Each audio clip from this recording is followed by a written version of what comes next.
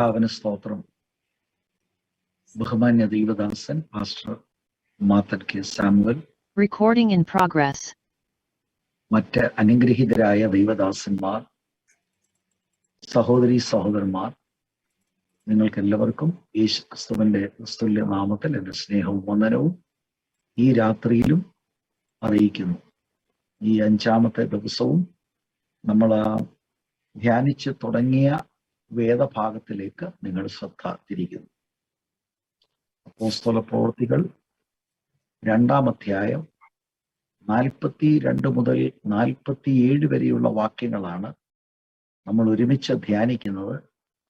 42, 43 വാക്യങ്ങൾ നമ്മൾ ചിന്തിച്ച് 44 ഇന്നലെ വായിച്ച് അല്പമായിട്ട് ഒന്ന് ശ്രദ്ധിച്ചിരുന്നു.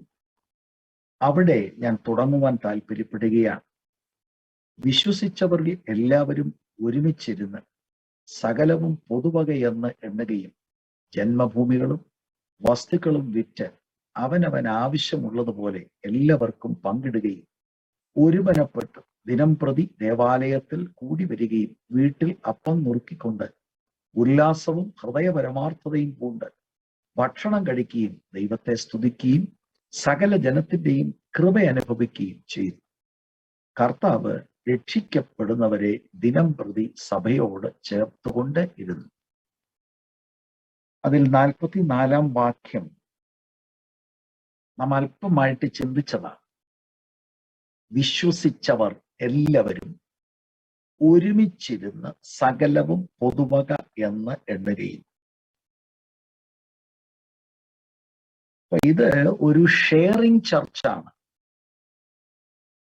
നമ്മൾ പഠിച്ചു വരുന്ന വിഷയം, ധ്യാനിക്കുന്ന വിഷയം ഒരു സ്പിരിറ്റ് ഫിൽഡ് ചർച്ചിന്റെ ക്വാളിറ്റീസ് ആണ്. അപ്പൊ നമ്മൾ ഇത് ദൈവവചനത്തിൽ നിന്ന് ഇങ്ങനെ മനസ്സിലാക്കുമ്പോൾ നാം ഉൾപ്പെട്ടു നിൽക്കുന്ന പ്രാദേശിക സഭയുമായിട്ട് നമ്മൾ കമ്പയർ ചെയ്യണം. അങ്ങനെ കമ്പയർ ചെയ്യുമ്പോൾ മാനസാന്തരപ്പെടുവാനായിട്ട് നമ്മൾ ആ സമയമെടുക്കണം. അല്ലാതെ നമ്മൾ കുറ്റം വിധിക്കാൻ വേണ്ടിയല്ല. വചനമാകുന്ന കണ്ണാടിയിൽ നമ്മൾ നോക്കുമ്പോൾ വിവിധ ഇടങ്ങളിൽ നമുക്ക് ദൈവം ആഗ്രഹിക്കുന്ന നിലയിലേക്ക് വന്നിട്ടില്ല എന്നുള്ളത് നമുക്ക് ബോധ്യമാകും. ആ ബോധ്യമാകാൻ വേണ്ടിയാണ് ഈ ദൈവവചന ശുശ്രൂഷ. ബോധ്യമാകുമ്പോൾ അനുദപിച്ച് നമുക്ക് മടങ്ങി വരാം. അതിനു വേണ്ടിയാണ് ദൈവവചന ശുശ്രൂഷ. അപ്പൊ ആ കാര്യം ദൈവമക്കള് ഓർക്കണം എന്ന കാര്യം ഞാൻ ശേഷം നിങ്ങളുടെ മുൻപിൽ വെക്കുകയാണ്. അപ്പൊ ഇത് പങ്കുവെക്കുന്ന ഒരു സഭയാണ്.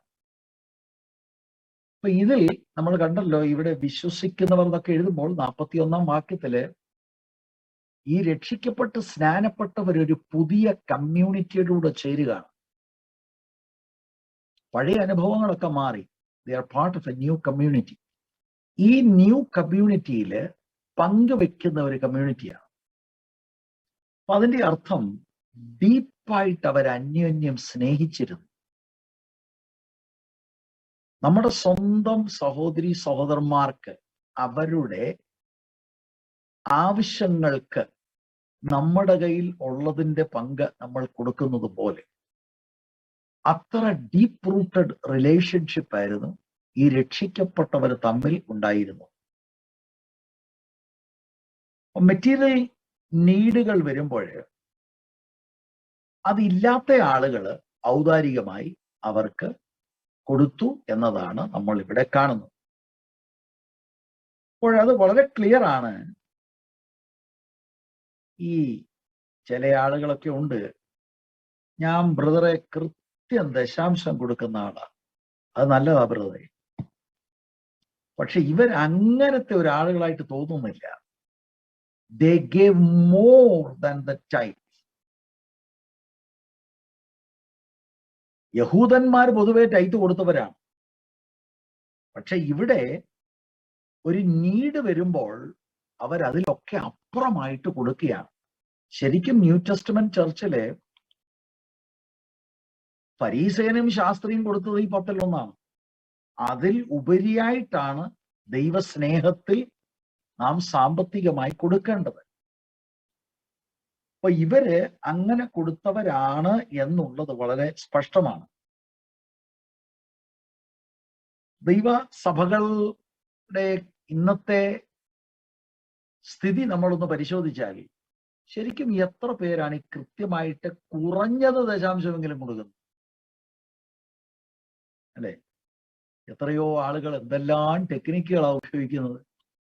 ദശാംശം മാറ്റി വെച്ചിട്ട് പിന്നെ നമ്മളിപ്പോ യോഗത്തിന് പോവല്ലേ, അപ്പൊ യോഗത്തിന് പോകാൻ പെട്രോൾ അല്ലേ ഒഴിക്കുന്നത്, അപ്പൊ അത് യോഗത്തിന് പോവല്ലേ, അപ്പൊ അതിനകത്തൊന്ന് മാറ്റി. അങ്ങനെ മാറ്റാൻ തുടങ്ങിയാൽ ഒടുവിൽ സഭയിൽ കൊടുക്കാൻ പിന്നെ എന്തുകൊണ്ട്? അപ്പൊ ഇങ്ങനെയൊക്കെയുള്ള ഒത്തിരി കാര്യങ്ങളാണ് പലയിടങ്ങളിൽ പലരും ചെയ്യുന്നതായിട്ടൊക്കെ കാണുന്നത്. കുറഞ്ഞ പക്ഷം ഞാന് ദശാംശത്തെക്കാൾ ഉപരിയായി പുതിയ നിയമസഭയിൽ കൊടുക്കണം എന്ന് ചിന്തിക്കുന്ന ഒരാളാണ്. അപ്പം കുറഞ്ഞ പക്ഷം കർത്താവിന്റെ വേലയ്ക്ക് പ്രാദേശിക സഭയിലെ സാമ്പത്തികമായിട്ടുള്ള നന്മ കൊടുക്കണം എന്നുള്ളതാണ് തിരുവെഴുത്തിൽ കാണുന്നത്. എന്നിട്ട് അത് ആവശ്യമുള്ളവർക്ക് ഇവർ കൊടുക്കുകയാണ്, ഇവർ പങ്കുവെക്കുകയാണ്. ഇപ്പൊ ലൂക്കോസിന്റെ സുവിശേഷം 12-ാം അധ്യായത്തിന് 34-ാം വാക്യത്തിൽ നിങ്ങളുടെ നിക്ഷേപമുള്ളിടത്ത് നിങ്ങളുടെ ഹൃദയവും ഇരിക്കും. ജീസസ് പഠിപ്പിച്ചതാണ്. കർത്താവുമായിട്ടുള്ള നമുക്കൊരു കമ്മിറ്റ്മെന്റ് ശക്തമാണെങ്കിൽ ഒരു ഔട്ട്വേർഡ് സൈൻ ആണ്, we will give to the Lord's work and to needy people. ബൈബിളിൽ അത് എത്ര ക്ലിയർ ആണത്. നമുക്കല്ലാതെ നമ്മുടെ കൂടെ ഇരുന്ന് പ്രാർത്ഥിക്കുന്ന ആരാധിക്കുന്ന ആളുകളുടെ ആവശ്യം കണ്ണടച്ച് വിടാൻ സാധ്യമല്ല. ഒരു സ്പിരിറ്റ് ഫിൽഡ് ചർച്ചിൽ അങ്ങനെയല്ല. ദേ ഷെയർ. ലോക്കൽ പ്രാദേശിക സഭകളുടെ അധ്യക്ഷന്മാര് ശരിക്കും നിങ്ങളുടെ മെമ്പേഴ്സ് വാസ്തവമായിട്ടും കമ്മിറ്റഡ് ആണോ എന്നറിയാൻ അവരുടെ കൊടുക്കുന്ന റെക്കോർഡ് ഒന്ന് പരിശോധിച്ചാൽ മതി. ആർ ദേ റിയലി കമ്മിറ്റഡ് എന്നുള്ളത് ആ സമയത്ത് നമുക്ക് മനസ്സിലാക്കാൻ കഴിയും. ഇപ്പൊ യെരുശലേം സഭയിൽ ഇപ്പൊ ഞാൻ ഇന്ന് പ്രസംഗിക്കുകയായിരുന്നു, ഞാൻ പറയാണ് എല്ലാവരുടെയും റെക്കോർഡ് ഒന്ന് കണ്ടാൽ കൊള്ളായിരുന്നു എന്ന് പറഞ്ഞാൽ യെരുശലേം സഭയിലുള്ളവർക്ക് അതൊരു ബുദ്ധിമുട്ടൊന്നുമല്ല, കാരണം അവർ കൊടുക്കുന്നവരാ. പക്ഷെ നമ്മുടെ ഇടയിൽ എത്ര ചർച്ചുകൾക്ക് ആ നിലയിൽ ഒരു സഭാവിശ്വാസികൾക്ക് ഉറപ്പ്, അവർക്ക് അതിനുള്ള ബോൾഡ്നെസ് ഉണ്ട് എന്നുള്ളത് അവരവർ ചിന്തിക്കുക. അപ്പൊ ഷെയറിങ് എന്ന് പറഞ്ഞാൽ എവിടുന്നാണ് ഈ പൈസ ഉണ്ടായത്? ചിലർ പറയും കർത്താവ് നടത്തും ബ്രദറെ. യെസ്, കർത്താവ് നടത്തും. പക്ഷെ കർത്താവ് എങ്ങനെയാണ് ആ സാമ്പത്തികം കൊടുക്കുന്നത്? കർത്താവ് കൊടുക്കുന്നത് സഭയിലൂടെയാണ്, സഭയിലെ ദൈവമക്കളിലൂടെയാണ്. അപ്പൊ അതാണ് നമ്മളിവിടെ കാണുന്നത്. വിശ്വസിച്ചവർ എല്ലാവരും ഒരുമിച്ചിരുന്ന് സകലവും പൊതുവക എന്ന് എണ്ണുകയും. അപ്പോൾ യഹൂദന്മാരുടെ ഫെസ്റ്റിവൽസ് പലതുണ്ട്, ഇതിനൊക്കെ അവർ കടന്നു വരുമ്പോൾ അവർക്ക് ഇങ്ങനെ ഈ മ്യൂച്വൽ ആയിട്ടുള്ള മീറ്റിങ്ങും ഒക്കെ വരുന്ന ഉടനെ അവരുടെ ഇടയിൽ ഒരു പാരമ്പര്യം തന്നെ ഉണ്ടായിരുന്നു. കാരണം ഈ ലോക്കലായിട്ടുള്ള ഈ ലോഡ്ജിങ്ങിലൊക്കെ സ്ഥലം പോരാതെ വരുമ്പോൾ ആ യെരുശലേമിലുള്ള റെസിഡൻസ് അവരുടെ വീടുകൾ തുറക്കുമായിരുന്നു. അങ്ങനെ ആളുകളെ താമസിപ്പിക്കുന്ന ഒരു പരിചയം യെരുശലേമിലെ നിവാസികൾക്കുണ്ട്. അങ്ങനെയാണ് നമുക്ക് ചരിത്രത്തിൽ കാണാൻ കഴിയുന്നത്. അപ്പൊ ഇവിടെ സംഭവിച്ചത് പെന്തക്കോസ്ത് ദിവസം, വാസ്തവത്തിൽ പെന്തക്കോസ്ത് പെരുന്നാൾ ആചരിക്കാൻ കടന്നു വന്ന ആളുകളൊക്കെ ആയിരക്കണക്കിന് ആളുകളുണ്ട്. ഇവരിൽ പലരുമാണ് പ്രസംഗം കേട്ട് രക്ഷിക്കപ്പെട്ട് സ്നാനപ്പെട്ടിരിക്കുന്നത്. അപ്പൊ അവര് പെട്ടെന്ന് അവര് തിരിച്ചു പോവുകയല്ല, അവർ ഈ ദേശത്ത് തന്നെ താമസിക്കുക. അവർക്ക് വീടില്ല, അവർക്ക് വസ്തുവില്ല. അപ്പൊ ഇങ്ങനെയുള്ളവരെ അവിടെയുള്ള വിശ്വാസികള് അവരുടെ ആവശ്യങ്ങളെ മീറ്റ് ചെയ്യുന്ന ഒരു പ്രത്യേക രംഗമാണ് നമ്മൾ ഇവിടെ കാണുന്നത്. അത് ശരിക്കും ക്രിസ്തീയ സ്നേഹമാണ്, ഒരു പങ്കുവയ്ക്കുകയാണ്. തീർച്ചയായിട്ടും ചില ആളുകൾക്ക് ക്രിസ്തുവിന്റെ മാർഗത്തിലേക്ക് ചേർന്നത് നിമിത്തം അവരുടെ ദൈനംദിന ജീവിതത്തിൽ അവരുടെ ജോലി നഷ്ടപ്പെട്ട് കാണും, മറ്റു പല ബുദ്ധിമുട്ടുകൾ അവർക്കുണ്ടായി കാണും. ഇതെല്ലാം കൂടെ ഈ ചർച്ച് ആ ഭാരം ഏറ്റെടുക്കുന്നതായിട്ട് നമ്മൾ ഇവിടെ നിന്ന് ഗ്രഹിപ്പാനായിട്ട് കഴിയും. തീർച്ചയായിട്ടും സ്വാഭാവികമായി സഭയാണെങ്കിൽ അങ്ങനെ നഷ്ടപ്പെട്ടവരുണ്ട്, അല്ലാതെ മെച്ചപ്പെട്ട സാമ്പത്തിക അനുഭവം ഇല്ലാത്ത സാധുക്കളായുള്ള ആളുകൾ ഉണ്ട്. അതിപ്പോ ലോകത്തിൽ എവിടെയാണെങ്കിലും ഉണ്ട്. യൂറോപ്യൻ രാജ്യമാണേലും അമേരിക്ക ആണേലും എവിടെയാണെങ്കിലും ലോകത്തിലെ ഏറ്റവും വലിയ സമ്പന്ന രാജ്യമാണെങ്കിലും അവിടെയൊക്കെ കുറെ ആളുകൾക്ക് അവർ ചിലപ്പോൾ ജോലി കാണും, ചിലപ്പോൾ ജോലി കാണത്തില്ല. ഇങ്ങനെയുള്ള അനുഭവങ്ങളിലൂടെ പോകുന്നവരെ ദൈവസഭ ആത്മാവ് അവരെ നയിച്ചത് ഇങ്ങനെയുള്ളവരെ സപ്പോർട്ട് ചെയ്യാനാണ്. ചിലർക്ക് ഈ തെറ്റിദ്ധാരണയൊക്കെ ഉണ്ട്, ഈ സാമ്പത്തികമായിട്ട് മെച്ചപ്പെട്ട രാജ്യങ്ങളിലൊക്കെ ജോലി ചെയ്യുന്ന എല്ലാവർക്കും അങ്ങ് ഭയങ്കര പണക്കാരാണെന്ന്. അങ്ങനെയൊന്നുമല്ല. വേറെ ബുദ്ധിമുട്ടുന്ന ആളുകൾ ഞാൻ ഈ പറഞ്ഞ രാജ്യങ്ങളിൽ എല്ലാം ഉണ്ട്. ബഹ്റൈനിലുമുണ്ട്, ഗൾഫ് രാജ്യങ്ങളിലെല്ലാം ഉണ്ട്. കഷ്ടിച്ച് അവരുടെ കാര്യങ്ങൾ കഷ്ടപ്പെട്ട് ജോലി ചെയ്ത് ജസ്റ്റ് മീറ്റ് ചെയ്യുന്ന ആളുകൾ എത്രയോ ഉണ്ട്. എല്ലാവരും സ്കിൽഡ് ലേബറേഴ്സ് അല്ല, എല്ലാവർക്കും അങ്ങനെ വലിയ ഉന്നതമായ ജോലിയില്ല. കഷ്ടിച്ച് കാര്യങ്ങൾ നടത്തുന്നവരുണ്ട്, ജോലി ഇല്ലാത്തവരുണ്ട്, കടമെടുക്കുന്നവരുണ്ട്. ഇങ്ങനെ വിവിധ രീതിയിലാണ് ആ കാര്യങ്ങൾ പോകുന്നത്. അത് നമുക്ക് എല്ലാവർക്കും അറിയാം. അപ്പം ഒരാത്മനിറവുള്ള സഭ ഷെയറിങ്ങിൽ മുൻപന്തിയിലാണ്. അപ്പൊ ഇവിടെ നമുക്കൊരു ബാലൻസ് വരേണ്ടത് ആവശ്യമാണ്. ഈ ഹെൽപ്പ് ഡിസേർവ് ചെയ്യുന്ന ആള് ലീഡർഷിപ്പിന് ബോധ്യമായിരിക്കണം. ഞാന് ജോലി ചെയ്യേണ്ട, വീട്ടിൽ കിടന്നുറങ്ങും, സഭ എന്നെ സപ്പോർട്ട് ചെയ്യുമെന്ന് പറഞ്ഞാൽ അതൊന്നും നടക്കുന്ന കാര്യമല്ല. അത് ഡിസേർവിങ് ആളല്ല. അതിനെയൊക്കെ തെസ്സലോനിക്ക ലേഖനത്തിൽ പൗലൂസ് വിളിക്കുന്നത് ക്രമം കെട്ടവരെന്ന്. അങ്ങനെയല്ല. ജോലി ന്യായമായിട്ട് ചെയ്യണം. പിന്നെ ജോലി ചെയ്യാൻ കഴിയാത്ത ഫിസിക്കൽ ഡിസബിലിറ്റി നിമിത്തം ഒരു സ്ഥിതി വരുന്നു, അല്ലെങ്കിൽ ജോലി ചെയ്തിട്ടും ബോത്ത് എൻഡ്സ് മീറ്റ് ചെയ്യാൻ കഴിയാതെ വരുന്നു, അല്ലെങ്കിൽ മകളുടെ വിവാഹത്തിന്റെ വിഷയം. ഇങ്ങനെയുള്ള കാര്യങ്ങൾ അല്ലാതെ ഉഴപ്പന്മാര് കയറി കട്ടിലേ കിടന്നുറങ്ങിയിട്ട് സഭ ഇതെല്ലാം കൂടെ നോക്കുമെന്ന് പറഞ്ഞാൽ അത് വല്ലതും നടക്കുന്ന കാര്യമാണ്. അത് നമ്മൾ അവരെ മടി പഠിപ്പിക്കുകയാണ്. അപ്പൊ ഇവിടെ ഒരു ബാലൻസിന് ഞാൻ ആ കാര്യം പറഞ്ഞു എന്നേ ഉള്ളൂ. അല്ലെങ്കിൽ ചില ആളുകൾക്ക് തെറ്റിദ്ധാരണ ഉണ്ടാകും, ഇത് കൊള്ളാമല്ലോ, നല്ല ഇടപാടാണല്ലോ, അങ്ങനെയാണെങ്കിൽ എന്തിനാണ് ഈ ജോലിക്ക് പോകുന്നത്, സഭയിലെന്ന് നോക്കും. സഭയ്ക്ക് എവിടുന്നാണ് ഈ പണം? ദൈവമക്കൾ ഔദാര്യമായിട്ട് ദൈവസഭയിൽ കൊണ്ടു തരുന്നതാണ്. ഓരോരുത്തർക്ക് അവരവരുടെ ആവശ്യമനുസരിച്ച് കൊടുക്കുന്നത് എന്നത് നാം പരിജ്ഞാനത്തിൽ മനസ്സിലാക്കിയിരിക്കണം. മറ്റ് ചിലരുടെ ചിന്ത അപ്പൊ ഇത് കമ്മ്യൂണിസമാണെന്നു അങ്ങനെ ചിന്തിക്കുന്നവരുണ്ട്. അതെന്താ, എല്ലാം വെക്കുക പൊതുവിൽ എല്ലാം. അങ്ങനെ ഒരു അനുഭവമല്ല ക്രിസ്തീയ അനുഭവം. ആവശ്യാനുസരണം അവർ വിറ്റു എന്നതാണ് നമ്മൾ മനസ്സിലാക്കേണ്ടത്. അല്ലാതെ രക്ഷിക്കപ്പെട്ട് സ്നാനപ്പെട്ടവരെല്ലാം കൂടെ ഉള്ളതെല്ലാം കൂടെ വിറ്റ് കൊണ്ടുവരിക എന്ന് പറയുന്ന ഒരു കൽപ്പന കർത്താവ് കൊടുത്തിട്ടില്ല, അപ്പോസ്തലന്മാരും കൊടുത്തിട്ടില്ല. 46-ാം വാക്യത്തിലേക്കൊക്കെ വരുമ്പോൾ വ്യക്തികൾക്ക് ഭവനമുണ്ടായിരുന്നു എന്നുള്ളത് വളരെ വ്യക്തമാണ്. കാരണം ഭവനങ്ങളിൽ അപ്പം നുറുക്കി എന്ന് നമുക്ക് കാണാൻ കഴിയും. അതുപോലെ 5-ാം അധ്യായത്തിന്റെ 4-ാം വാക്യത്തിൽ അനന്യ സഫീറയോട് പത്രോസിന്റെ വാക്കുകൾ വളരെ ക്ലിയർ ആണ്. വോളണ്ടറി ആണ് ഇതെല്ലാം. ഓരോരുത്തർക്ക് ദൈവത്തിന്റെ ആത്മാവ് പ്രചോദനം കൊടുക്കുന്നത് പോലെ അവർ ചെയ്യുകയാണ്. അല്ലാതെ രക്ഷിക്കപ്പെടുന്നവരെല്ലാം വീടും വസ്തുവും വിൽക്കണമെന്നൊന്നും കൽപ്പനയില്ല. പക്ഷെ ഒരു ഹെൽത്തി ചർച്ചിൽ മറ്റുള്ളവരുടെ പ്രയാസങ്ങൾ മനസ്സിലാക്കി അവരുടെ കൂടെ ഇരുന്ന് പ്രാർത്ഥിക്കുക, അവരുടെ സങ്കടങ്ങൾ ജനുവിനാണെന്ന് ബോധ്യമാകുമ്പോൾ അവർക്ക് വേണ്ട സാമ്പത്തിക കൈത്താങ്ങൽ കൊടുക്കുന്ന അനുഭവം എന്ന് പറയുന്നത് ഒരു ഹെൽത്തി ചർച്ചിൽ ഉണ്ടാകുന്നതാണ്. അതാണ് നമുക്ക് ഈ യെരുശലേം സഭയിൽ കാണാൻ കഴിയുന്നത്. എന്നിട്ട് 45-ാം വാക്യത്തിൽ ജന്മഭൂമികളും വസ്തുക്കളും വിറ്റ് അവനവന് ആവശ്യമുള്ളതുപോലെ എല്ലാവർക്കും പങ്കിടുകയും. അതൊക്കെ എന്ന് പറഞ്ഞാൽ ഇമ്മൻസ് ജനറോസിറ്റിയാ, ഒരു ചെറിയ കാര്യമല്ല.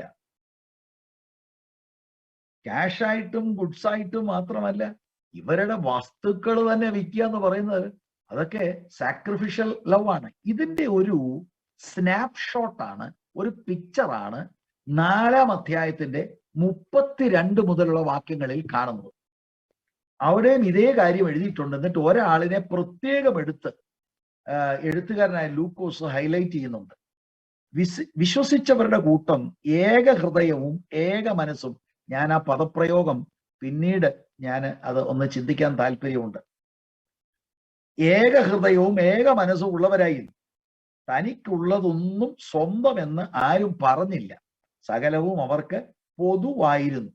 അപ്പോസ്തലന്മാർ മഹാശക്തിയോടെ കർത്താവായ യേശുവിന്റെ പുനരുത്ഥാനത്തിന് സാക്ഷ്യം പറഞ്ഞു. എല്ലാവർക്കും ധാരാളം കൃപ ലഭിച്ചു. മുട്ടുള്ളവർ ആരും അവരിൽ ഉണ്ടായിരുന്നില്ല. ഇതെന്തൊരു സാക്ഷ്യമാണ്! നീടിയായിട്ട് ആരുമില്ല, മുട്ടുള്ളവരാരും അവരുടെ ഇടയിൽ ഉണ്ടായിരുന്നില്ല. നിലങ്ങളുടെയോ വീടുകളുടെയോ ഉടമസ്ഥന്മാരായവർ ഒക്കെയും അവയെ വിറ്റ് വില കൊണ്ടുവന്ന് അപ്പോസ്തലന്മാരുടെ കാൽക്കൽ വെക്കും. ആത്മനിറവുള്ള സഭയിൽ അങ്ങനെ കേട്ടോ. അല്ല പിന്നെ അതിന് കമ്മിറ്റി കൂടി, കമ്മിറ്റിക്കാരെല്ലാം കൂടെ പിന്നെ വഴക്കിട്ട് അടിയുണ്ടാക്കി, ഇത് പരിപാടിയൊന്നുമില്ല. ദൈവം അധികാരപ്പെടുത്തിയിരിക്കുന്ന അപ്പോസ്തലന്മാരുടെ കാൽക്കൽ കൊണ്ട് വയ്ക്കും. പിന്നെ ഓരോരുത്തരും അവനവന്റെ ആവശ്യം പോലെ വിഭജിച്ചു കൊടുക്കും. അടുത്ത കേൾക്കണം ഒരു എക്സാമ്പിൾ. പ്രബോധനപുത്രൻ എന്ന് അർത്ഥമുള്ള ബർണബാസ് എന്ന അപ്പോസ്തലന്മാർ മറുപേര് വിളിച്ച കുപ്രദ്വീപുകാരനായ യോസെഫ് എന്നൊരു ലേവ്യൻ തനിക്കുണ്ടായിരുന്ന നിലം വിറ്റ് പണം കൊണ്ടുവന്ന് അപ്പോസ്തലന്മാരുടെ കാൽക്കൽ വെച്ചു. അപ്പൊ ബർണബാസ് ഒരു ഫീൽഡ് വിറ്റു. താന് ഓൺ ചെയ്യുന്ന തന്റെ പേരിലുള്ള ഒരു സ്ഥലം വിറ്റ് ആ പണം കൊണ്ടുവന്ന് അപ്പോസ്തലന്മാരുടെ കാൽ വെച്ചിരിക്കുക. എന്തിനാണ്? To distribute it to the needy people. ഇതൊക്കെ ജനറസ് ഗിഫ്റ്റാ, ജനറസ് ഗിഫ്റ്റാ. ഞാന് ഇല്ലെന്നൊന്നും പറയുന്നില്ല, അങ്ങനെയുള്ളവരൊക്കെ ഉണ്ട്. എന്നാലും നമ്മുടെ ഇടയിൽ ഒരു ലോക്കൽ ചർച്ചിൽ ആത്മപ്രവൃത്തി പലപ്പോഴും ഉണ്ടായിട്ടുണ്ട്, അല്ലെ? ഓ, ഇന്നത്തെ യോഗം ഭയങ്കരമായിരുന്നു, ആരാധന വെളിപ്പെട്ടു, നല്ല മെസ്സേജ് ആയിരുന്നു, ഓക്കെ, പ്രൈസ് ദി ലോർഡ്. ഉണർവ് വന്നിരിക്കുന്നു. പക്ഷെ ഈ പേഴ്സണിലോട്ട് ഉണർവ് വരാറില്ല, അല്ലെ? യെരുശലേം സഭയിൽ അവരുടെ ഫിനാൻഷ്യൽ വിഷയത്തിന്റെ മേൽ അത് കൈകാര്യം ചെയ്യാൻ സാക്രിഫിഷ്യലായി ആളുകളെ സഹായിക്കാനുള്ള നിയോഗം അവരുടെ ഇടയിൽ ഉണർവുണ്ടായപ്പോൾ ഉണ്ടായി. പണ്ട് ഞാനിത് കേട്ടിട്ടുള്ളതാ കേട്ടോ, നേരോ കള്ളമോ കേട്ടിട്ടുള്ളതാ. പണ്ടത്തെ അപ്പച്ചന്മാരിൽ ഒരാളോട് ഒരു ഉപദേശി ഭയങ്കര എക്സൈറ്റഡ് ആയി ഓടി വന്നു. അപ്പച്ചോ, ഉണർവായി, നമ്മളോട് ഉണർവായി. അച്ഛൻ വളരെ കാമായിട്ടിരുന്ന് ചോദിച്ചു, എടാ സ്തോത്ര കാഴ്ച എത്ര ഉണ്ടായിരുന്നു കേട്ടോ. നേരോ കള്ളമോ ഇങ്ങനെ ഞാൻ കേട്ടിട്ടുണ്ട്. കാരണം ശരിയാണ്, ഉണർവ്, ദാറ്റ്സ് ഗുഡ്. ഈ സ്പിരിച്വലായിട്ടുള്ള എക്സ്റ്റേറ്റിക് അനുഭവങ്ങളിൽ ഫിനാൻഷ്യൽ കാര്യത്തിൽ to give to the Lord's work and to give for charity എന്നുള്ളത് പലപ്പോഴും നമ്മുടെ ഇടയിൽ ഇല്ലെന്ന് ഞാൻ പറയുന്നില്ല, കുറഞ്ഞു പോയിരിക്കുന്നു എന്നുള്ളത് ഒരു യാഥാർത്ഥ്യമാണ്. Price the Lord. ഇവരെ നോക്ക്, ഈ സമൂഹത്തെ, നമ്മളെ ഹിന്ദിയിൽ പറയത്തില്ലേ, അപ്പന കാമല്ല. ഇവരുടെ സ്വന്തം കാര്യം ഇവർ വിറ്റിട്ട് ഈ പുതിയതായിട്ട് ഫെയ്ത്തിൽ വരുന്നവരെ ഹെൽപ്പ് ചെയ്യുക. സ്തോത്രം. ഔദാര്യമായി സാക്രിഫിഷ്യൽ ആയിട്ട് കൊടുക്കുക. സ്തോത്രം. അപ്പൊ ഇങ്ങനെ ഒരു അനുഭവമാണ് നമുക്കുണ്ടാകേണ്ടത്. ഇതുപോലെ അപ്പോസ്തല പ്രവൃത്തി 11-ാം അധ്യായം 27 മുതൽ 30 വരെയുള്ള വാക്യങ്ങളിൽ അഗബസ് എന്ന് പറയുന്ന ഒരു പ്രവാചകൻ ഒരു വലിയ ക്ഷാമം വരുന്നു എന്ന് പ്രവചിച്ചു. ഇത് കേട്ടുകൊണ്ടിരുന്ന ആളുകൾ, അതായത് അന്ത്യോക്യയിലെ ശിഷ്യന്മാർ, അവർ യെരുശലേം സഭകളെ സഹായിക്കാൻ വേണ്ടി ബർണബാസിന്റെയും സൗളിന്റെയും കയ്യിൽ ഒരു തുക കൊടുത്തയക്കുകയാണ്. Jerusalem churches are in need of money. They are going through famine. അപ്പൊ എന്താണ്? ദൂത് കേട്ടു. ഓ പ്രൈസ് ദി ലോർഡ്. നമുക്ക് പ്രാർത്ഥിക്കാം അതിനു വേണ്ടി. പ്രാർത്ഥിക്കണം തീർച്ചയായിട്ടും. അവർക്കുള്ള കാര്യങ്ങൾ അവരെല്ലാം കൂടെ പുൾ ഔട്ട് ചെയ്ത് ഫിനാൻഷ്യൽ സപ്പോർട്ട് ചെയ്യുകയാണ്. സ്തോത്രം. അപ്പൊ ഇത് നമ്മുടെ ചർച്ചകൾ, നമ്മൾ അതിനാണ് ഇത് പഠിക്കുന്നത്. ഒരു സ്പിരിറ്റ് ഫിൽഡ് ചർച്ച് ആണെങ്കിൽ we are concerned about the poor and needy. സാമ്പത്തിക ശേഷിയില്ലാത്ത ആവശ്യത്തിലിരിക്കുന്ന നമ്മുടെ കൂട്ടു സഹോദരി സഹോദരന്മാരെ കുറിച്ച് എനിക്ക് കൺസേൺ ഇല്ല എന്ന് പറയുമ്പോൾ തിങ്ക് അബൌട്ട് ഇറ്റ്. എനിക്ക് ദൈവത്തോട് ഭയങ്കര സ്നേഹമാണ്, പക്ഷെ എനിക്ക് എൻ്റെ സഹോദരന്മാരോട് അത്ര സ്നേഹമില്ല. വേദോസം വിളിക്കുന്നത് കള്ളനാണ്. ദൈവം എങ്ങനെയാണ് നമ്മളെ സ്നേഹിച്ചത്? Sacrificial love. He gave his only begotten son. അല്ലേ? സ്തോത്രം. നിങ്ങൾക്ക് ഇത്രയും പറഞ്ഞാൽ തന്നെ കാര്യങ്ങൾ വളരെ വ്യക്തമായി മനസ്സിലാക്കാൻ ശേഷിയുള്ളവരാണ് എന്നാണ് ഞാൻ മനസ്സിലാക്കുന്നത്. ദൈവവചനം അറിയാവുന്ന ദൈവമക്കളും ദൈവദാസന്മാരുമാണ് എന്നെ കേൾക്കുന്നത്. പക്ഷെ ഞാൻ ഈ കാലഘട്ടത്തിൽ മനസ്സിലാക്കിയ ഒരു വലിയ സത്യം കൂടി ഞാൻ നിങ്ങളോട് പറയാം. വചനം പലരും പ്രായോഗികമാക്കുന്നില്ല. അതിന്റെ കാരണം എന്താണെന്നും പറയാം. ഞാൻ മനസ്സിലാക്കിയ ഒരു വിഭാഗം കാര്യം. തെസ്സലോനിക്കർക്ക് എപ്പിസ്റ്റൽ എഴുതുമ്പോൾ പൗലോസ് പറയുന്നത്, ഞങ്ങൾ നിങ്ങളോട് പറഞ്ഞ ഈ വചനം നിങ്ങളതായിരിക്കുന്നത് പോലെ, സാക്ഷാൽ ദൈവവചനമായിരിക്കുന്നത് പോലെ നിങ്ങൾ കൈക്കൊണ്ടു. അത് നിങ്ങളിൽ ക്രിയ ചെയ്യുന്നുണ്ട്. നിങ്ങളത് വിശ്വാസത്തെ ഏറ്റെടുത്ത് ക്രിയ ചെയ്യുന്നുണ്ട് എന്ന് പറഞ്ഞാൽ പൗലോസ് എന്ന് പറയുന്ന മനുഷ്യൻ ഒരു 4 അടി 11 ഇഞ്ച് പൊക്കം മാത്രമുള്ള ആകർഷണീയമായ ബാഹ്യ പേഴ്സണാലിറ്റി ഇല്ലാത്ത ഒരാള് ദൈവവചനം പറയുമ്പോൾ പൗലോസ് കുറെ കാര്യങ്ങൾ പറയുന്നു. അവരങ്ങനല്ല എടുത്തത്. അവരിതെടുത്തത് ഗോഡ് ഈസ് സ്പീക്കിംഗ്. അപ്പൊ തെറ്റിദ്ധരിക്കരുത്, പൗലോസ് ഗോഡല്ല. പൗലോസിലൂടെ, പൗലോസിന്റെ ശബ്ദ തരംഗത്തിലൂടെ ഈ പറയുന്നത് ഇറ്റ് ഈസ് ഗോഡ്സ് വേർഡ്. അതായിരിക്കുന്നത് പോലെ സ്വീകരിച്ചു. നമ്മുടെ ധ്യാനങ്ങളിലും ബൈബിൾ സ്റ്റഡികളിലും കർത്താവിന്റെ ദാസിദാസന്മാരൊക്കെ വന്ന് ഇഷ്ടം പോലെ ദൈവവചനം പറയുന്നു. പക്ഷെ കുറിപ്പുണ്ട്, നമുക്ക് കുറിപ്പുണ്ട്. പിന്നെ ഒത്തിരി പേര്, ചിലരാന്ന് ബൈബിളിൽ പണ്ട് ഒരു കുട്ടി ഞാനിങ്ങനെ പ്രസംഗിച്ചോണ്ടിരിക്കുകയോ കണ്ടു, അവളങ്ങ് വരയിടുക, തച്ചിടുക. കാരണം എല്ലാം ഇമ്പോർട്ടൻ്റാ, വരയിട്ടുകൊണ്ടിരിക്കുക എല്ലാം. അതല്ല, വരയിടുക, കുറിപ്പ് എഴുതിയെടുക്കുക. പക്ഷെ ഇത് പ്രാക്ടിക്കൽ ആകുന്നില്ല. അതെന്താണ്? This is God-breathed, God's word. God speaks primarily through his word. പക്ഷെ അത് മനുഷ്യരുടെ വാക്കുകളായിട്ടാണ് നമുക്ക്. ഓക്കെ, ആ പ്രഭാഷകൻ ഇത് പറഞ്ഞു, ഓ ഇന്നലത്തെ ആ പ്രഭാഷകൻ ഇങ്ങനെ പറഞ്ഞു. നമുക്കിപ്പോഴും അങ്ങനെയാണ്. ബെരോബയിലെ ഉത്തമന്മാരെ പോലെ ഈ പറഞ്ഞത് റിയലി വേർഡ് ആണോ? ആണെങ്കിൽ why did God speak? നമ്മൾ പ്രാക്ടീസ് ചെയ്യാനാണ്. ഈ എൻ്റെ വചനം കേട്ട് അനുസരിക്കുന്നവൻ, കേട്ട് പ്രായോഗികമാക്കുന്നവൻ ബുദ്ധിയുള്ള പണിക്കാരനാണ്. അവനാണ് ആഴത്തിൽ കുഴിച്ച് പാറമേൽ അടിസ്ഥാനമിട്ടത് അവന്റെ ക്രിസ്തീയ ജീവിതം പണിതത്. വേറെ ഒരുത്തൻ മിടുക്കൻ കേട്ടു, എല്ലാം ആ യോഗത്തിന് അവനും ഉണ്ടായിരുന്നു, എല്ലാം കേട്ടു, പക്ഷെ മണലിന്മേൽ പണിതു. ഓ, ആഴത്തിൽ കുഴിച്ചു, പിന്നെ അത് ഫൗണ്ടേഷൻ ഇട്ടു. എന്തിനാ ഇതിനൊക്കെ പോകുന്നേ? എല്ലാ യോഗത്തിനും പോകണം, നമുക്കിതെല്ലാം എഴുതിയെടുക്കണം. വല്ല പ്രയോജനമുണ്ടോ? അപ്പൊ ഇതെല്ലാം നമുക്ക് അറിയാവുന്ന വാക്യങ്ങളാണ്. ഞാൻ പുതുതായിട്ടെന്തോ ഒരു സംഭവം ഒന്നും പറഞ്ഞൊന്നുമില്ല, ഒരു പുതിയ വെളിപ്പാടോ അങ്ങനൊന്നുമില്ല. ദൈവ വചനത്തിൽ രേഖപ്പെടുത്തിയിരിക്കുന്നതും നമ്മൾ ആവർത്തിച്ച് വായിക്കുന്നതുമായ കാര്യങ്ങളാണ്. ഈ നമ്മുടെ മെഡിറ്റേഷൻ പരമ്പരയിൽ നമ്മൾ ഇങ്ങനെ ചിന്തിക്കുകയാണ്, വായിക്കുക, ചിന്തിക്കുക, ധ്യാനിക്കുകയാണ്. പക്ഷെ ഇത് എത്ര പേരിലാണ് ക്രിയ കൊണ്ടുവരുന്നത്? അവിടെയാണ് കാര്യം. Because we do not accept it as God's word, the unchanging word. അത് നമ്മളൊന്ന് അക്സെപ്റ്റ് ചെയ്ത് വിശ്വസിച്ചാൽ ട്രാൻസ്ഫോർമേഷൻ ഉള്ളിൽ നടക്കും. ഏതെങ്കിലും ഒരു പാസ്റ്റർ പറഞ്ഞതായിട്ട് മാത്രമാണ് നമുക്ക് തോന്നുന്നതെങ്കിൽ അകത്തൊരു ചലനം ഉണ്ടാകത്തില്ല. You will have some information, some head knowledge, that's all. അതുകൊണ്ട് നമ്മൾ ആ നിലയിൽ വേണം ദൈവത്തിന്റെ വചനം നമ്മൾ കേൾക്കാൻ, എങ്കിൽ മാത്രമേ വ്യത്യാസം വരികയുള്ളൂ. അപ്പൊ ആത്മനിറവുള്ള ഒരു സഭ ഷെയറിംഗ് ചർച്ചാണ്. പ്രത്യേകിച്ച് ഗൾഫ് മേഖലയിലുള്ള പ്രിയപ്പെട്ടവർ ഷെയറിങ്ങിലൊക്കെ മുൻപന്തിയിൽ നിൽക്കുന്നവരാണെന്നാണ് എനിക്കുള്ള ധാരണ. അത് ഇൻക്രീസ് ആകുവാൻ കർത്താവ് കൃപ ചെയ്യട്ടെ. അതിനായി കർത്താവ് നമ്മളെ ബലപ്പെടുത്തട്ടെ.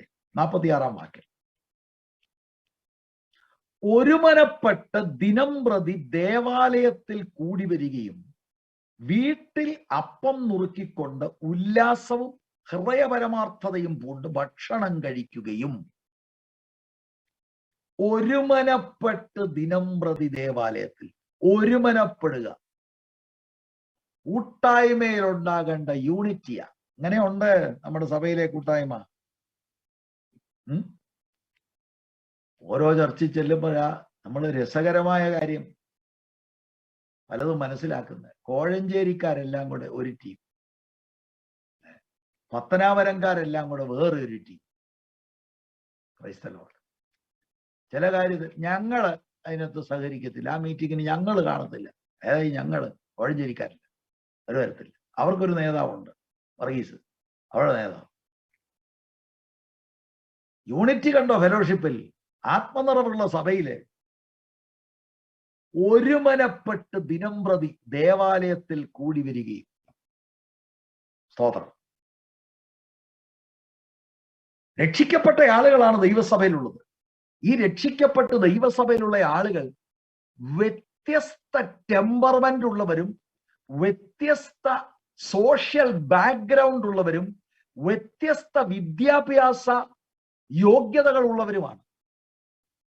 എല്ലാരെയും കൂടെ ചേർത്ത് പിടിച്ചിരിക്കുന്നത് the person of Jesus Christ. നമ്മളെ വാഴ്ത്തപ്പെട്ട കർത്താവിന്റെ 12 ശിഷ്യന്മാരെ നിങ്ങളൊന്ന് അനലൈസ് ചെയ്യുക.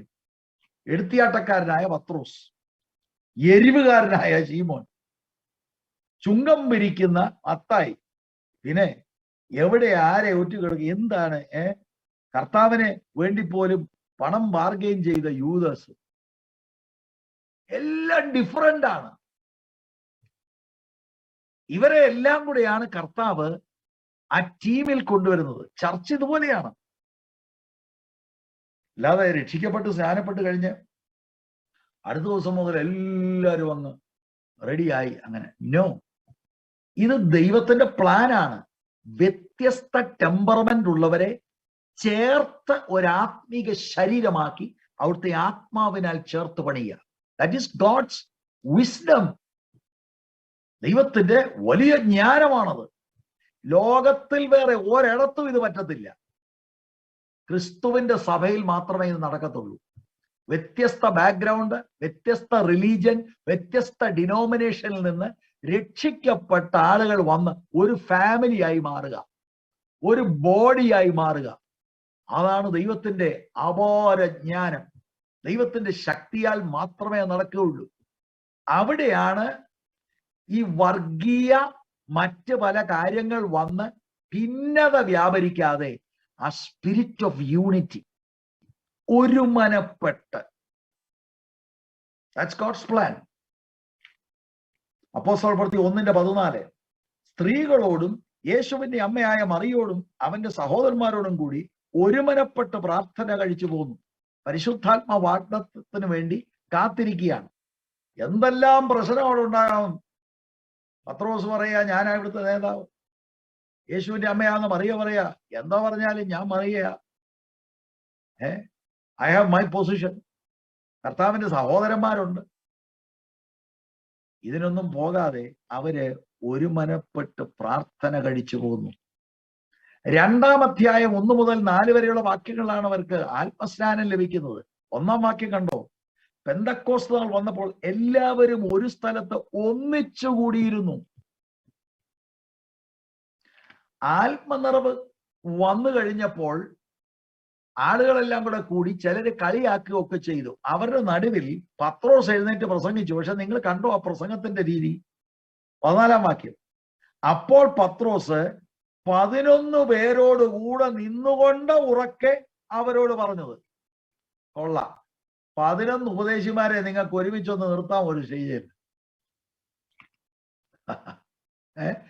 പ്രസംഗിച്ചുകൊണ്ടിരിക്കുമ്പോ തന്നെ പുള്ളി മറിച്ച് കുറിപ്പുണ്ടാക്കും. എന്താ ഇതാന്നാടാ പ്രസംഗം? സ്തോത്രം. ഭയങ്കര ആരാധന വെളിപ്പെട്ടാലും സ്റ്റേജേ വെളിപ്പെടത്തില്ല. അതെന്താ? ഇത് പീറ്ററാണ് പ്രസംഗിക്കുന്നത്. ബാക്കി 11 പേർ. 11 പേരെന്ന് പറയുമ്പോൾ ജൂഡാസ് അല്ലേ 11-ാമൻ? മത്തയാസ്. എഴുന്നേറ്റ് നിൽക്കുക എന്ന് പറഞ്ഞാൽ വി സപ്പോർട്ട് ഹിം. പീറ്റർ ദൈവാലോചന പറയുകയാണ്. We are with him. They are united. ഇതുണ്ടായിട്ടുണ്ടോ? ഇതുണ്ടായിട്ടുണ്ടോ? പക്ഷേ നമ്മളെല്ലാവരും പറയുന്നത് എന്താ? ഭയങ്കര ആരാധനയാ ബ്രദർ, ഞങ്ങളെല്ലാം ഭയങ്കര ഐക്യതയാ. പക്ഷേ പലയിടങ്ങളിലും പലതാ വെളിപ്പെട്ട് വരുന്നത് അല്ലേ? സ്തോത്രം. നല്ല പ്രഭാഷണം നടത്തി കൺവെൻഷനുകൾ മറ്റിടങ്ങൾ ഒരു ഹല്ലേലൂയ പറയത്തില്ല. അതെന്താ? സപ്പോർട്ട് കൂടിപ്പോയി പുള്ളിയുടെ പ്രസംഗമെങ്ങാനും ചോവിനായി പോയാലോ? എന്നാ ഈ മസിൽ പിടിച്ചിരിക്കുന്നവൻ സ്റ്റേജ് കയറുമ്പോ തകർക്കും. എന്താ ഇന്ന് ആരും ആരാധിക്കാത്തത്? Look at them, how united they were. One person is standing up to deliver the message. ബാക്കിയുള്ളവരെല്ലാം ഒന്ന് ഇരുന്നായിരുന്നെങ്കിൽ നമുക്ക് ബാക്കി പറയാമായിരുന്നു. ഇതല്ല ചിന്ത. United with Peter in the preaching of the gospel. 3-ാം അധ്യായം 1-ാം വാക്യം. നിങ്ങൾക്ക് 3-ാം അധ്യായത്തിലെ സംഭവം അറിയാം. അവിടെ ഒരു മിറക്കിൾ നടക്കുന്നതാണ്. 40 വയസ്സുള്ള ഒരു ലെയിമായിട്ടുള്ള ഒരു മനുഷ്യൻ അത്ഭുതകരമായി സൗഖ്യമാകുകയാണ്. പക്ഷെ അതിനകത്ത് ചില വാക്കുകൾ ഞാൻ നിങ്ങളുടെ മുമ്പിൽ കൊണ്ടുവരാം.